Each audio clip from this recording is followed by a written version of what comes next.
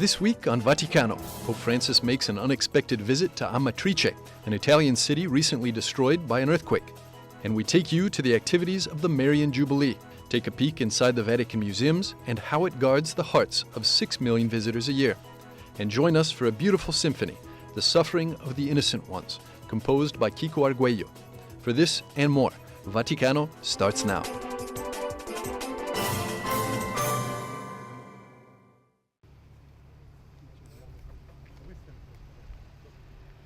On Tuesday, October the 4th, Pope Francis made a surprise visit to the Italian city of Amatrice.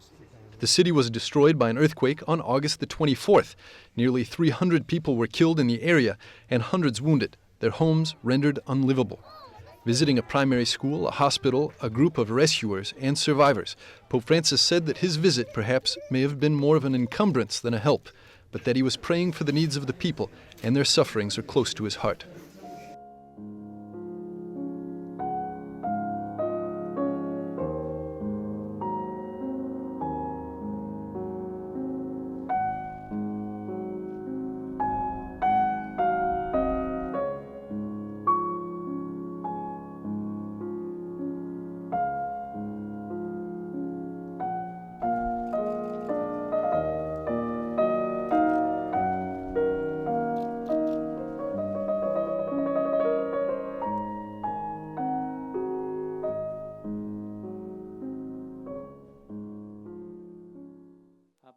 Pope Francis reviewed his recent trip to Georgia and Azerbaijan during the general audience on Wednesday, October the 5th.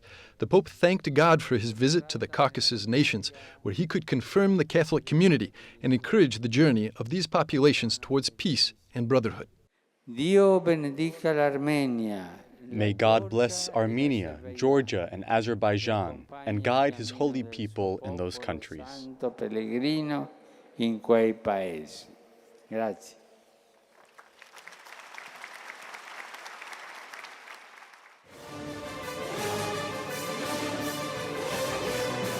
Sport at the Service of Humanity was the first ever international Vatican conference about the interconnection of faith and sport. The conference took place from October the 5th to the 7th, organized by the Pontifical Council for Culture with the support of the United Nations, the International Olympic Committee, and the German-based insurance carrier Allianz. Among the participants were 150 leaders from the world of sport, faith, business, and civil society, including the General Secretary of the United Nations, Ban Ki-moon, and Pope Francis. During the opening ceremony, the Holy Father said that sport helps people become their best selves and unites regardless of religion, ethnic group, nationality, or disability. Quando vediamo gli atleti tendere al massimo delle proprie capacità, When we see athletes give their all, sports fill us with enthusiasm and make us feel proud. There is great beauty in the harmony of certain movements and in the power of teamwork. When it is like this, sport transcends the level of pure physicality and takes us into the arena of the spirit and even of mystery. addirittura del mistero.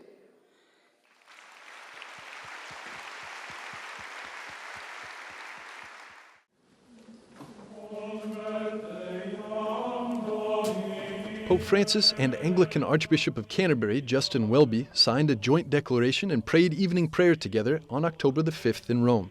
An Anglican delegation of 19 bishops came to Rome on pilgrimage, which marked the 50th anniversary of the official start of the dialogue between the two Christian denominations. Despite differing interpretations of Christian teaching on priesthood and human sexuality, in the joint declaration the two leaders recognized that both Catholics and Anglicans are heirs to the treasure of the gospel of Jesus Christ, and they're called to share that treasure with the whole world. The prayer was held at the church of San Gregorio al Celio. The Anglicans consider this church their mother house, as it was from this monastery that Pope St. Gregory the Great sent the Benedictine monk Augustine with 40 companions to evangelize Britain in the year 597.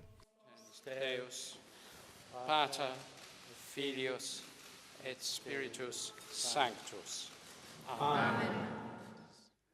The next day, Pope Francis received the Anglican delegation at the Vatican's Apostolic Palace. He expressed his gratitude to the Anglicans and said that this 50 years of mutual dialogue has given many fruits, which can be defined in 3 words: prayer, witness, and mission. E questo è il tempo in cui il Signore ci interpella. Now is the time in which the Lord challenges us, in a particular way, to go out from ourselves and our own environs, in order to bring His merciful love to a world thirsting for peace.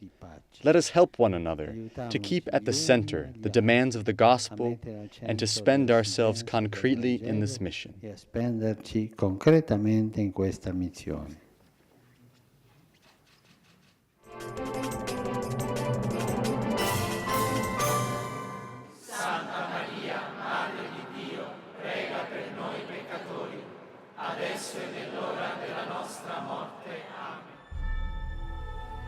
On the feast of the Queen of the Holy Rosary of Pompeii, October the 7th, the Marian Jubilee began. The celebration started with a Mass in the Roman Basilica of St. Mary Major, followed by the prayer of the Rosary in St. Peter's Square. The Pontifical Council for Promoting the New Evangelization with the Neo-Catechumenal Way also prepared a symphonic catechetical celebration for the pilgrims at the Paul VI Audience Hall. Kiko Arguello, the co-founder of the Neo-Catechumenal Way, composed the music. Una sinfonía. It's a symphony that God asked me to create in honor of the Virgin. It represents the moment in which Our Lady is at the foot of the cross and a sword pierces her heart. So this symphony is dedicated to the Virgin. And as during this period of the Year of Mercy, 3 days have been dedicated to the Mother of God, well, Archbishop Fisichella, who is in charge of the Jubilee, told me yes for a concert on the 7th of October, the day dedicated to Our Lady of the Rosary. It commemorates the victory against the Muslims in Lepanto. I musulmani contro gli ottomani in Lepanto.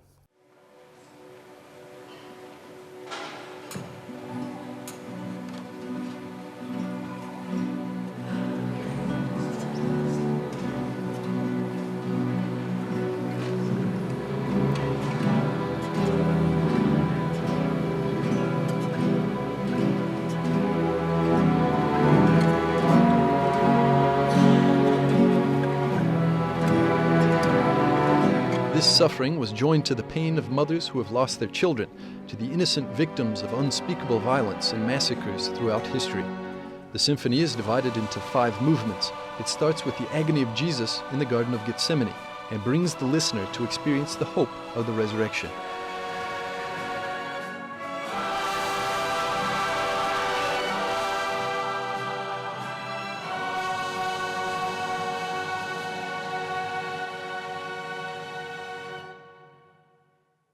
Jubilee activities continued Saturday morning with a pilgrimage to the holy doors of the 4 major Roman basilicas, St. Mary Major, St. Paul's outside the walls, St. John Lateran, and St. Peter's.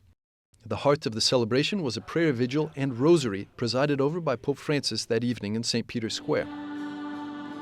Groups from a variety of Marian movements, communities, and shrines from different parts of the world participated in a special procession before the event. Pope Francis said that from the earliest centuries of the Church, Mary has been invoked as the Mother of Mercy, explaining that the prayer of the Rosary in many ways is a synthesis of the history of God's mercy.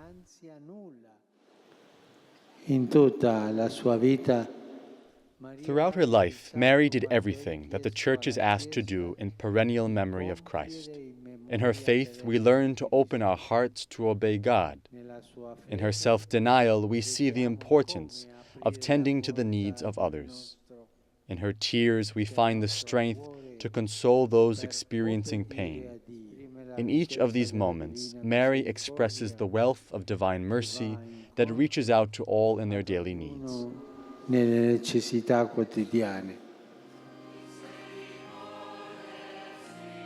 The Marian Jubilee concluded on Sunday, October the 9th, with the solemn Eucharistic celebration presided over by Pope Francis. In the homily, the Holy Father meditated on the readings of the day. The Gospel told the story of Jesus healing 10 lepers, but only one of them returned to thank Him. Saper ringraziare. To be able to offer thanks, to be able to praise the Lord for what He has done for us, this is important. So we can ask ourselves, are we capable of saying thank you? How many times do we say thank you in our family, our community, and in the Church? How many times do we say thank you to those who help us, to those close to us, to those who accompany us through life? Often we take everything for granted. This also happens with God. E questo avviene anche con Dio. Pope Francis pointed to the Virgin Mary's humility as the example of thanksgiving to God. In questa giornata giubilare On this Jubilee Day, we are given a model, indeed the model, to whom we can look, Mary, our mother. After hearing the message of the angel, she lifted up her heart in a song of praise and thanksgiving to God. My soul magnifies the Lord. Let us ask Our Lady to help us recognize that everything is God's gift, and to be able to say thank you. Then, I assure you, our joy will be complete. Only those who know how to say thank you will experience the fullness of joy. sa della pienezza della gioia.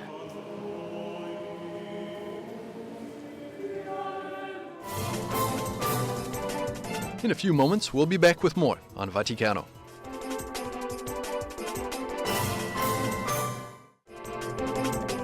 More on Vaticano begins now.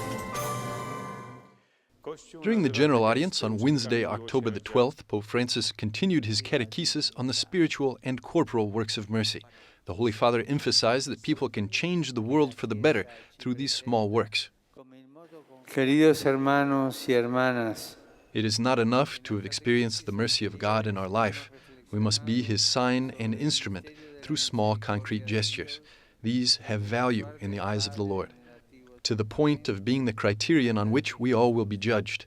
The Church has called these small gestures corporal and spiritual works of mercy that touch on the most important and essential necessities of people.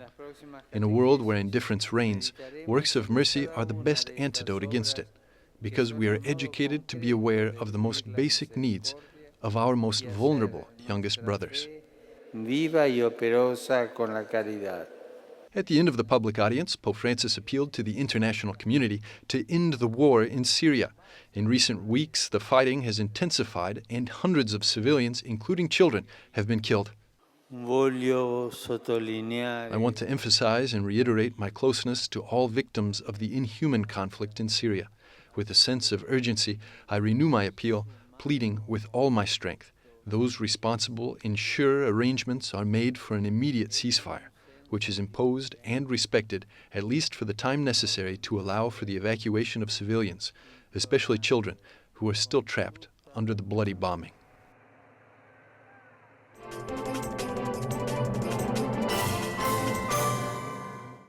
Earlier this month in Geneva, during the 67th Executive Committee meeting of the UN High Commissioner for Refugees, UN Secretary-General Ban Ki-moon called to mind his own past.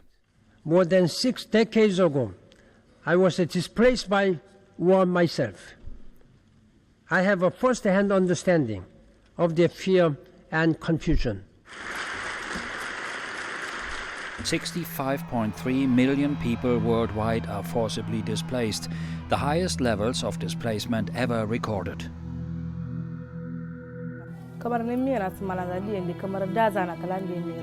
This Nigerian girl displaced by Boko Haram, now in a displacement camp, is one of the 28 million children worldwide forcibly displaced by conflict and violence. The UN High Commissioner for Refugees called for shared responsibility, dedication, commitment and courage. It is therefore time to reach out to the volunteers who have rallied in solidarity as today's crisis have unfolded, to the faith-based organizations and religious leaders setting an example through humility, compassion and practical action. Sofia, 17, fled from El Salvador because her hometown was overrun by gangs. She tried to migrate through Mexico to the US to reunite with her mother, who left 3 years ago. She was caught by Mexican authorities and now held for detention. The Holy See emphasized that the rights of refugees continue to be violated. My delegation believes that it would make all the difference if the existing rights of refugees were guaranteed with additional economic and financial investments and especially political will. then refugees would become agents of development, even in their host country, and not just recipients of aid or merely tolerated guests. I think the root causes have been for a long time the same. It is persecution and war. That are persecution because of human rights, then people on an individual basis are leaving their country. Of course, we have war-like situations, whether it is civil war or armed groups within a country, and then people are also moving. This has been triggered by also arms trade, because if fighting groups don't get the arms, they cannot fight after some time, but still they are provided with arms. In order to get arms, they need money, so they will start selling drugs. At the same time, we see a lot of poverty in the world that can also trigger people to move. Perhaps they are then more or less migrants, but it is also linked to our economy. It is linked to international raw material prices. It is linked to development assistance. During his final visit to the UN Geneva as Secretary General, Ban Ki-moon planted a ginkgo sapling from a tree in Hiroshima. Some say that ginkgo is a symbol of unity of opposites.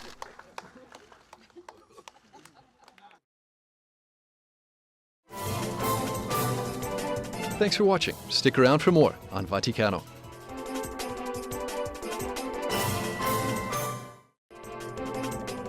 Welcome back. You're watching Vaticano.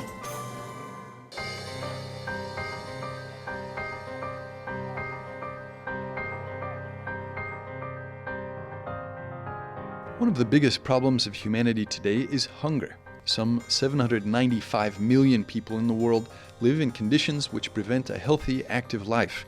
The initiative of the World Food Programme, called Zero Hunger, declares that it is realistic to achieve zero hunger by 2030. The Catholic Church is trying to support every initiative that aims to defend and protect the dignity of persons.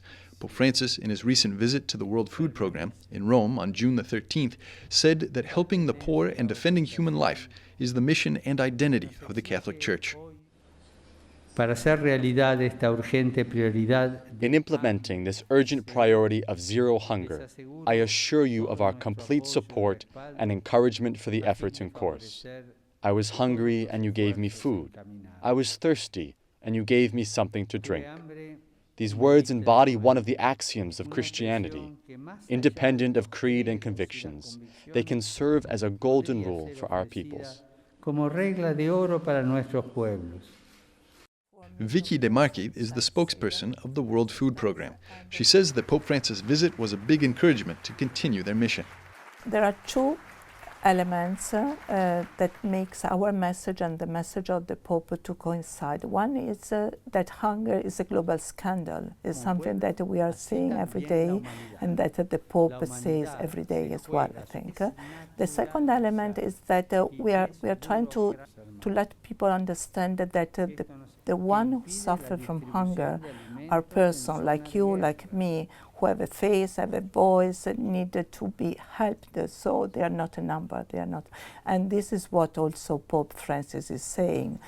The World Food Programme is the largest humanitarian agency fighting against hunger worldwide. Andreas Soroulas is a member of the WFP Alumni Network. He worked more than 30 years with the United Nations. The World Food Programme was created in 1961 by parallel resolutions of the General Assembly and the FAO. The main purpose was to combat malnutrition and hunger by using the food surpluses that existed at the time. And the WFP's mission was and still is to be involved in emergency situations and also to assist with development of countries in need. Socioeconomic development by carrying out projects regarding school feeding, assisting women, assisting the most vulnerable people. No podemos naturalizar. We cannot naturalize the fact that so many people are starving. We cannot simply say that their situation is the result of blind fate and that nothing can be done about it. Once poverty no longer has a face, we can yield to the temptation of discussing hunger, food, and violence as concepts, without reference to the real people knocking on our doors today. Without faces and stories, human lives become statistics, and we run the risk of bureaucratizing the sufferings of others. Bureaucracies shuffle papers. Compassion deals with people. En cambio, se juega por las personas.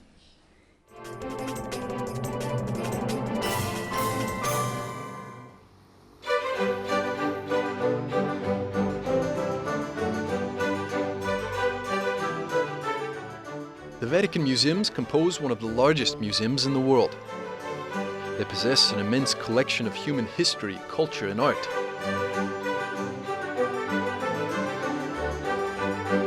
They are located in the center of the Vatican, in the very heart of the Catholic Church. We Have Your Heart at Heart is the name of a new initiative launched by the museums on October the 6th. The aim of the project is to guard the hearts of 6 million people who visit the museums every year. The Vatican Museums have installed automated external defibrillators and trained its personnel to quickly intervene if someone has a heart attack.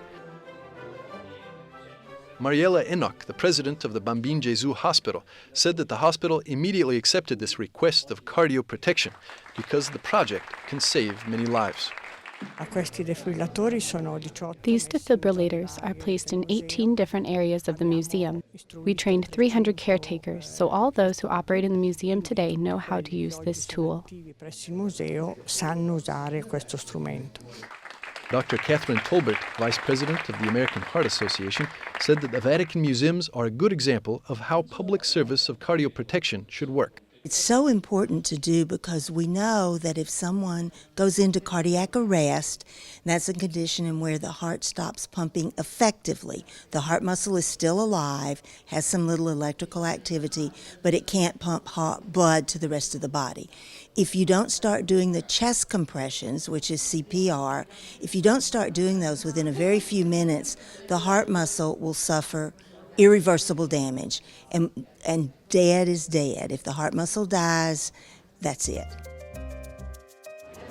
The project was created in collaboration with the American Heart Association, which provided the training.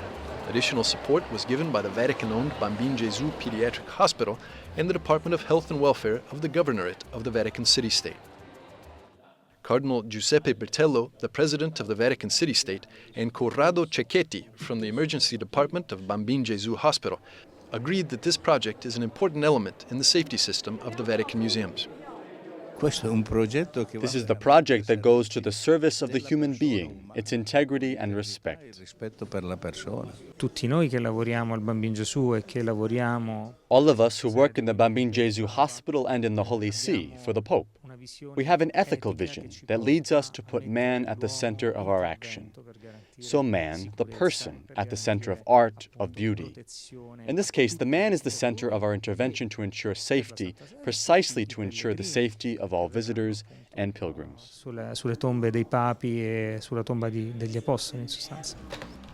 We Have Your Heart at Heart project minimizes the risk of death of a person while waiting for an ambulance. Each minute without a heart beating decreases the chances of survival by 6 to 10%.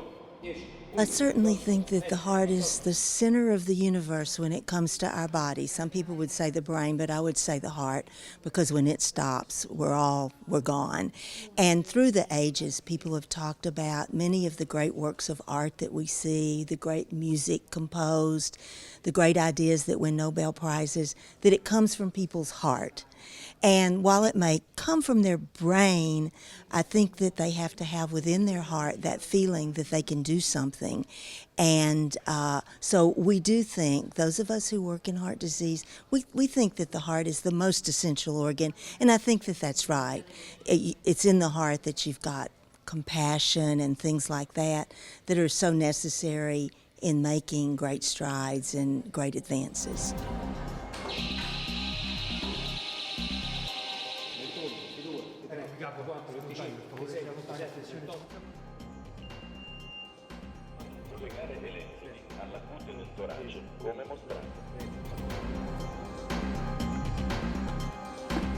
Scarica.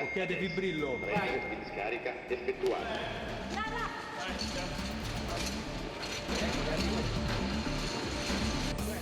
Allora il Signore ha avuto un mancamento, perdita di coscienza e assenza di respiro. Abbiamo praticato 5 cicli di rianimazione.